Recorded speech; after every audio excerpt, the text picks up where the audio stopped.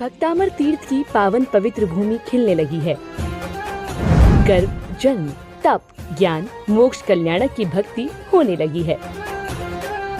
प्रभु जन्म लेंगे, देवगण झूमेंगे, इंद्र इंद्राणी बलैया लेंगे, रत्न बरसेंगे, शहनाइयाँ बजेंगी, भक्त आनंद में नाचने लगेंगे।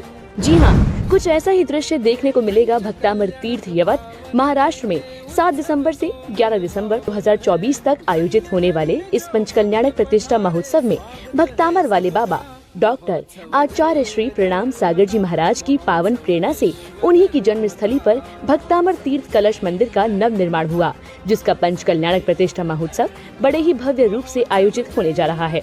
जैन इतिहास में पहली बार प्रत्येक प्रतिमा विधिनायक से मंत्रित होगी। यह संपूर्ण कार्यक्रम भक्तामर वाले बाबा डॉक्टर आचार्य श्री प्रणाम सागर जी महाराज के पावन सानिध्य में संपन्न होगा। 8 दिसंबर को भगवान का जन्म कल्याणक महोत्सव मनाया जाएगा और भव्य जन्माभिषेक होगा। तो आप भी प्रभु भक्ति के शानदार कार्यक्रम में पुण्यार्जन कर सकते हैं। नवग्रह महाकुंभ कलश 11 लाख, नवग्रह नवरत्न कलश 2,51,000, हीरक पंचरत्न कलश 1,23,000, हीरक कलश 51,000, स्वर्ण कलश 21,000, रजत कलश 11,000, ताम्र कलश 5,000, पीताम्र कलश 2100 रूपए की राशि में उपलब्ध है। आयोजक भक्तामर तीर्थ पंच कल्याणक महोत्सव समिति, निवेदक प्रणाम धारा परिवार ट्रस्ट, कार्याध्यक्ष किशोर जिंदत शाह बारामती, सलाहकार केसी जैन मुंबई। संपर्क सूत्र 2024 का 7वां महीना जुलाई आपके बीच में है। इस महीने में चातुर्मास होते हैं। सभी संत 4 महीने के लिए एक ही जगह पर स्थापित हो जाते हैं, आत्म ध्यान में लीन हो जाते हैं, परमात्मा की भक्ति करते हैं, संसार से दूर होकर के स्वयं में लीन होने का जुलाई का महीना है। गुरु का आशीर्वाद भी इसी महीने गुरु पूर्णिमा के रूप में मिला करता है। तो यहाँ पर हम देखते हैं इस 7वें महीने में, जैसे न्यूमरोलॉजी में केतु का महीना कहा जाता है। केतु अपने आप में ही दिमाग का कारक होता है। नई नई योजनाएं, नई योग्यताएं प्रदान करने वाला होता है। इस महीने आप देखिए किस प्रकार से ग्रहों की स्थिति बदल रही है। अभी तक वैवाहिक कार्य रुके हुए थे, जो विवाह के लिए तैयार हैं, लेकिन मुहूर्त नहीं। गुरु अस्त था, शुक्र अस्त था, पहले गुरु उदित हुआ। अब यहाँ पर आप देखिए 8 जुलाई को यह शुक्र मिथुन राशि से निकल के कर्क राशि में प्रवेश कर रहे हैं। सुबह 4:39 पर जैसे ही यहाँ पर शुक्र का उदय हो जाता है, उसी समय शादी वैवाहिक कार्य अपने आप प्रारंभ हो जाते हैं। इस महीने भी वैवाहिक कार्य हैं। 8 तारीख के बाद से लेकर के सिर्फ 15 तारीख तक के ऐसे मुहूर्त हैं। इसी समय वैवाहिक कार्य हो सकते हैं। ऐसा कहा जाता है देव शयन के बाद सारे सामाजिक, सारे धार्मिक कार्य, सारे व्यवहारिक कार्य अपने आप रुक जाया करते हैं। इस समय सिर्फ धर्म ध्यान होता है, प्रभु की आराधना और भक्ति की जाती है। यह जो समय आपके बीच में है, इस समय ही आप वैवाहिक कार्य को संपन्न करें। लोग कहते हैं हम इस मुहूर्त को नहीं मानते हैं। याद रखना, मुहूर्त को माने बिना आप किसी कार्य को मूर्त रूप नहीं दे सकते हो। ऐसा कहा जाता है जैन धर्म में द्रव्य, क्षेत्र, काल और भाव, हर चीज का प्रभाव हर व्यक्ति के जीवन पर पड़ता है। ऐसा नहीं है कि समय हिंदू का अलग हो, मुस्लिम का अलग हो, सिख का अलग हो, ईसाई का अलग हो और जैन का अलग हो। हर दिन सबके लिए बराबर होते हैं। सोमवार, मंगल, बुध, गुरु, शुक्र, शनि सबके लिए बराबर हुआ करते हैं। सुबह, रात, दोपहर सबके लिए बराबर हुआ करती है। दीपावली का त्योहार सबके लिए बराबर हुआ करता है। दशहरा का त्योहार सबके लिए बराबर हुआ करता है। इसलिए कभी मत कहना कि हम मुहूर्त को नहीं मानते हैं, हम इस चीज को नहीं मानते हैं। ये आपकी गलतफहमी है। इसकी वजह से बच्चों का जीवन गर्त की ओर जा रहा है। आज के समय याद रखना, विवाह करना बहुत आसान है, लेकिन विवाह को निभाना सबसे मुश्किल काम हुआ करता है। पहले के समय पर विवाह हुआ करता था। आज तक इस समय भी विवाह उसका चल रहा है। जब हम गलत समय पर वैवाहिक कार्य करते हैं, उसका प्रभाव बच्चों के जीवन पर देखा जाता है। इसलिए ऐसी गलती माँ बाप कभी ना करें। तो यहाँ पर आप देखिए शुक्र की अवस्था कर्क राशि में। कर्क राशि आपको मालूम ही होगा कि स्वामी यहाँ चंद्रमा है, लेकिन यहाँ शुक्र ऐश्वर्य का कारक होता है, धन का कारक होता है, सुख सुविधाओं का कारक होता है। जो चीज आपको चाहिए सांसारिक शुक्र आपको दिला सकता है। तो यहाँ पर आप देखेंगे कि 7 जुलाई से यह शुक्र किस प्रकार से कर्क राशि में प्रवेश करेगा। तो यहाँ पर प्रवेश करने के बाद की स्थिति किस प्रकार की और सुंदर होने वाली है, किस प्रकार की व्यवस्थाएं आपके बीच में घटित होने वाली है। जैसे शुक्र कर्क राशि में प्रवेश करेगा तो कई जगह झमाझम पानी होगा, क्योंकि यहाँ चंद्रमा है, शुक्र के साथ जुड़ा हुआ है। यह धरती अपने आप हरी भरी हो जाएगी। इतने समय से लोग जल के लिए त्राही कर रहे थे, अब उनकी तृप्ति शुक्र के कर्क राशि में आते ही होना प्रारंभ होगी। इस महीने आप सभी बहुत अच्छे कार्य कर सकते हैं।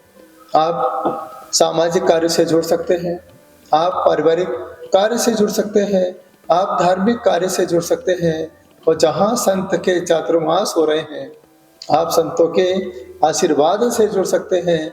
मंगल कलश लेकर के चातुर्मास की स्थापना कर सकते हैं और साधु का 4 महीने लाभ ले सकते हैं। ये महीना जीवन का, भक्तों का, ये महीना संतों का और भक्तों का सबसे बड़ा महीना हुआ करता है।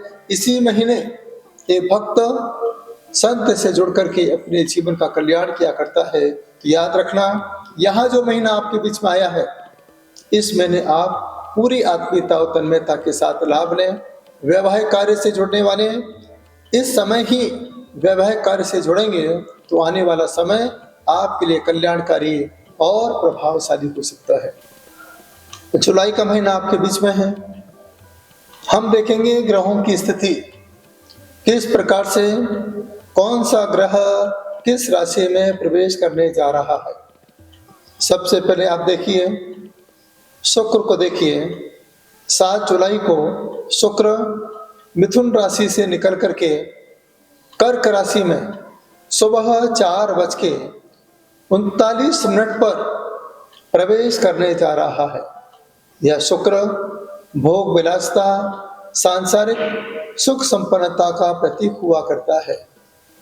इसी के दरमियान 12 जुलाई को यह मंगल रात को 7:12 पर शुक्र की राशि वृषभ राशि में प्रवेश करेंगे। यह मंगल साहस का प्रतीक होता है, सेनापति के समान होता है, पराक्रम का प्रतीक होता है और प्रतिनिधित्व कराता है। यह मंगल जैसे ही 12 तारीख को वृषभ राशि में प्रवेश करेगा, धन संपदा अपने आप बढ़ना प्रारंभ होगी। किस राशि पर बढ़ना प्रारंभ होगी, ये विषय हम आपके बीच में आपको रखेंगे। इसके साथ आप देखिए 16 जुलाई यहाँ पर सूर्य को यहाँ पर ज्योतिष में राजा कहा जाता है। यह राजा ग्रह सुबह 11:29 पर कर्क राशि में प्रवेश करेंगे। तो यहाँ पर ऐसा देखा जाता है सूर्य यहाँ पर दक्षिणायन हो जाएंगे, क्योंकि यहाँ पर कहा जाता है कर्क संक्रांति, कर्क की संक्रांति हुआ करती है। तो यहाँ पर की स्थिति ग्रहों की स्थिति के हिसाब से आप देखेंगे, सूर्य को भी आप देखेंगे वो भी कर्क राशि में पहुंच चुकेंगे। इसके साथ आप देखिए 19 जुलाई यहाँ पर बुध की स्थिति आप देखेंगे, रात को 8:48 पर यह बुध कर्क राशि से निकल के सिंह राशि में प्रवेश करेंगे। और इसके बाद फिर और आगे देखिए शुक्र पुनः एक बार और कर्क राशि से निकल के सिंह राशि में प्रवेश करेंगे 31 जुलाई दोपहर 2:48 पर। इसके साथ यहाँ पर भी पहले से ही बुध विराजमान है, सूर्य विराजमान है। इसके साथ शुक्र की युति यहाँ पर देखने को मिलती है। ऐसा कहा जाता है ज्योतिष में इसे धन लक्ष्मी योग कहा जाता है, या इसे हम राजयोग कहा करते हैं। यह स्थिति 2024 जुलाई में आप देखेंगे यहाँ पर किस प्रकार की स्थिति है। शुक्र यहाँ पर 2 बार परिवर्तित हो रहा है, बुध भी यहाँ पर 19 जुलाई को परिवर्तित हो रहा है, मंगल भी यहाँ पर 12 जुलाई को परिवर्तित हो रहा है, और सूर्य यहाँ पर 16 जुलाई को परिवर्तित हो रहा है।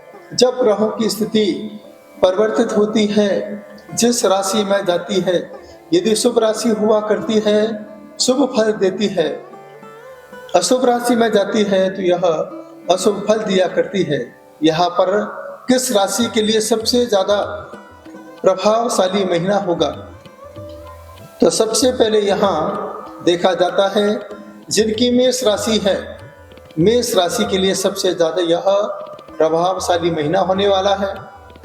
किस्मत खुलने वाली है, क्योंकि यहाँ पर आपका स्वामी देखेंगे मंगल है, यहाँ पर उच्च का सूर्य है, तो मंगल भी 12 जुलाई को यहाँ पर सीधा वृषभ राशि में जा रहा है। तो यहाँ पर मेष राशि के लिए कुछ अच्छी खुशखबरी मिलने वाली है। जो भी काम रुका हुआ है, रुके हुए काम उनके पूरे हो सकते हैं, आय के स्रोत बढ़ सकते हैं, पढ़ने वाले बच्चों में कॉन्फिडेंस बढ़ेगा, आगे बढ़ेंगे, अच्छे नंबर लाएंगे और अपने परिवार का नाम रोशन करेंगे। जो महिलाएं कुछ नया काम करना चाहती हैं, नए काम भी उनके द्वारा हो सकते हैं, बड़ी सफलता उन्हें प्राप्त हो सकती है। एक नई यात्रा शुभारंभ हो सकती है, या परिवार के साथ आप कहीं घूमने के लिए या यात्रा करने के लिए भी आप जा सकते हैं। इसके बाद जिनकी मिथुन राशि है, मिथुन राशि का स्वामी बुध हुआ करता है, तो यहाँ 19 जुलाई को यहाँ देख रहे हैं बुध की स्थिति। तो यहाँ पर मिथुन राशि के लिए भी यहाँ पर आय के स्रोत बढ़ सकते हैं, भौतिक लाभ हो सकता है, पारिवारिक सुख शांति हो सकती है, और जो जॉब करते हैं, सर्विस करते हैं, उन्हें यहाँ पर प्रमोशन मिल सकता है। इसके साथ जिनकी सिंह राशि है, सिंह राशि का स्वामी यहाँ पर सूर्य हुआ करता है, यहाँ पर 16 जुलाई को सूर्य भी परिवर्तित होने जा रहे हैं दक्षिणायन की ओर। कर्क की संक्रांति है, इस वजह से सिंह राशि वालों के लिए भी भौतिक सुख की प्राप्ति हो सकती है, आय के स्रोत बढ़ सकते हैं, पारिवारिक सुख लाभ प्राप्त हो सकता है, या फिर कहीं धार्मिक यात्रा कर सकते हैं, या संतों के संपर्क में आकर के कोई ना कोई चातुर्मास का कलश प्राप्त कर सकते हैं। ऐसा शुभ अवसर 3 राशि वालों पर सबसे ज्यादा देखा जा रहा है। मेष राशि वालों के लिए भी, मिथुन राशि वालों के लिए और सिंह राशि के लिए यह महीना सबसे ज्यादा प्रभावशाली होगा। आप कहोगे बाकी राशि का क्या होगा? देखिए, बाकी राशि वालों को भी मध्यम लाभ प्राप्त हो सकता है। यहाँ पर हम जैसे देखते हैं कुंभ राशि और मकर राशि के लिए मध्यम प्रभाव हो सकता है। आपका स्वामी यहाँ पर शनि है, थोड़ा सा आप स्वास्थ्य का ध्यान रखें। कोई भी कार्य करें बहुत सोच समझ के करें। यदि आप स्टील का काम करते हैं तो आपको थोड़ा सा सोच समझ के काम करना है। यात्रा करते हैं, स्वयं गाड़ी ड्राइव करते हैं तो थोड़ा सोच समझ के गाड़ी ड्राइव करें। किसी को पैसा देते हैं, सोच समझ करके आप उसे पैसा देंगे तो ही आपका पैसा टिक पाएगा। यह थोड़ा सा प्रभाव आपके लिए कॉम्प्लिकेटिव बन सकता है।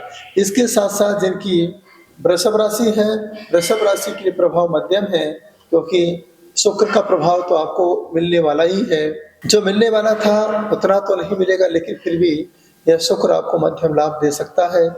इसके बाद आगे जो राशियां हैं, तुला राशि वाले हैं, उनको भी यहाँ पर एक अच्छा लाभ प्राप्त हो सकता है। यहाँ पर इसके साथ जो कन्या राशि वाले हैं, कन्या राशि वालों के लिए भी यहाँ पर एक मध्यम लाभ प्राप्त हो सकता है। वृश्चिक राशि है, धनु राशि है, इनके लिए थोड़ा सा लाभ मध्यम प्राप्त हो सकता है। मीन राशि के लिए भी मध्यम लाभ प्राप्त हो सकता है। तो यहाँ पर इस महीने आपको कुछ नहीं करना है। यदि आपको लगता है कि मेरा समय अच्छा व्यतीत हो, तो अच्छे समय को व्यतीत कराने के लिए संत आपके नगर में चातुर्मास करने आए हैं। जो संतों के सानिध्य में बैठ जाता है उसके जीवन में ग्रह अपने आप नतमस्तक हो जाते। जो कष्ट तुम्हारे सामने आए हैं वह कष्ट भी अपने आप धीरे धीरे कम हो जाते हैं। उदाहरण के तौर पर जब कोई गलती करने वाला पुलिस के संपर्क में आ जाता है तो सामने वाला उसका कुछ बिगाड़ नहीं पाता है। उसी प्रकार से जब कर्म का उदय आता है और यदि हम संतों के संपर्क में बैठ जाते हैं, भगवान की भक्ति में बैठ जाते हैं, वह कर्म उदय में तो आते हैं लेकिन बाहर खड़े रह करके आपका इंतजार किया करते हैं। तो आप इस महीने संतों का लाभ लें, संतों का आशीर्वाद प्राप्त करें। मैं तो कहता हूँ उस प्रातः काल की बेला में आप संतों के संपर्क में जाएं। जैसे उनकी सामायिक पूरी हो सबसे पहले हाथ जोड़ के आशीर्वाद प्राप्त करें।